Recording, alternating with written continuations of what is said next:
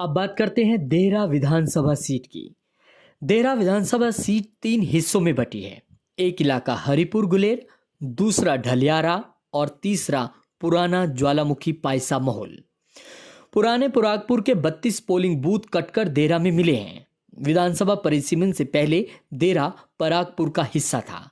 परागपुर अनुसूचित जाति के लिए रिजर्व सीट रही है, लेकिन विधानसभा परिसीमन के दौरान जब देहरा बनी तो ये सामान्य हो गई।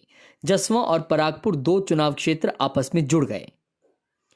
विधानसभा परिसीमन के बाद परागपुर की जगह देहरा विधानसभा क्षेत्र बना और जसवा की जगह जसवा परागपुर अलग विधानसभा क्षेत्र बना। देहरा जिला कांगड़ा में है, लेकिन यह हमीरपुर संसदीय क्षेत्र का हिस्सा है।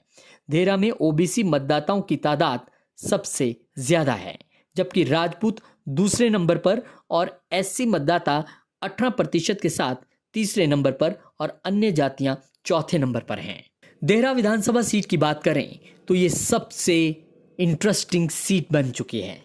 इस सीट पर भविष्यवाणी करना किसी राजनीतिक पंडित के लिए इतना आसान नहीं है। पहले आप समझ लीजिए कि यहाँ पर इस वक्त कुल वोटर कितने हैं। 83,629 कुल वोटर हैं। उम्मीदवार कौन कौन हैं?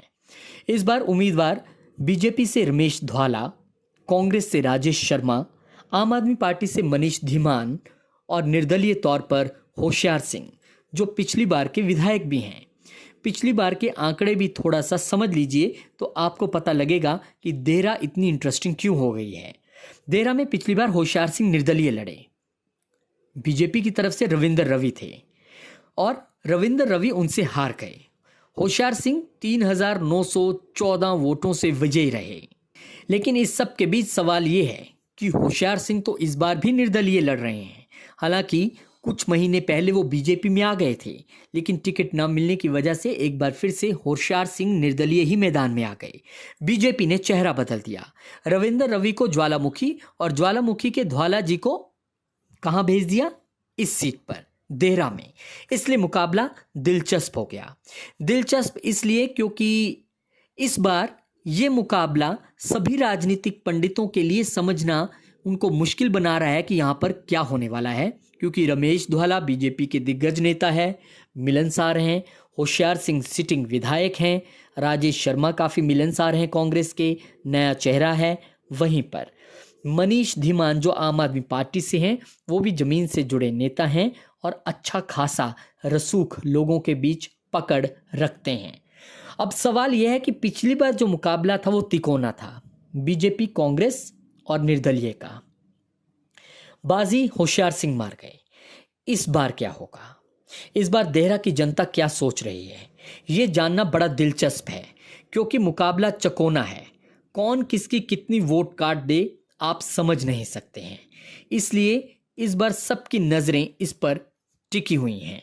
देहरा जो कि पहले परागपुर रिजर्व क्षेत्र था, इसके बारे में आपको बता देते हैं यहाँ से कौन कौन जीतता रहा है। 1977 में योगराज जनता पार्टी के, 1984 में योगराज कांग्रेस से जीते, 1985 में योगराज कांग्रेस से जीते, 1990 में वरिंद्र कुमार भाजपा, 93 में एक बार फिर से वरिंद्र कुमार भाजपा, 1998 में निर्मला देवी भाजपा से, 2003 में यहाँ पर निर्दलीय पहली बार जीते नवीन धीमान, 2007 में योगराज कांग्रेस से, 2012 में रविंदर रवि। यानी कि 2012 में जब परिसीमन के बाद ये सीट ओपन हुई और देहरा नाम से बनी, पहले परागपुर रिजर्व नाम से थी, तो बीजेपी के रविंदर रवि सबसे पहले जीते।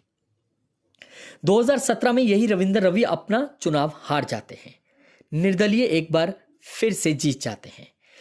तो इस बार के समीकरण क्या कहते हैं? सब राजनीतिक पंडित इसमें अंदाजा लगाने में थोड़ा सा झिझक रहे हैं, क्योंकि वो कह रहे हैं यहां से किसी एक को भी एज देना खतरे से खाली नहीं है। वोट बुरी तरह से बटेगा, डिवाइड होगा। आम आदमी पार्टी किसके वोट में सेंध लगाने वाली है, ये देखना बड़ा दिलचस्प रहेगा। होशियार सिंह निर्दलीय विधायक रहते हुए कितना काम कर पाए, कितना लोगों का विश्वास है, वो कितनी अपनी वोट इंटैक्ट रख पाते हैं, ये देखना दिलचस्प है। रमेश धवाला, बीजेपी का चेहरा फिर बदल गया। इस बार लोग क्या सोच रहे हैं? क्या देहरा का जो बीजेपी का यूनिट है वो खुल के साथ चला है? ये देखने वाली चीजें हैं। चुनाव में ये चीजें जज करनी थोड़ी मुश्किल होती हैं, लेकिन पार्टियों ने अपने तौर पर की होगी।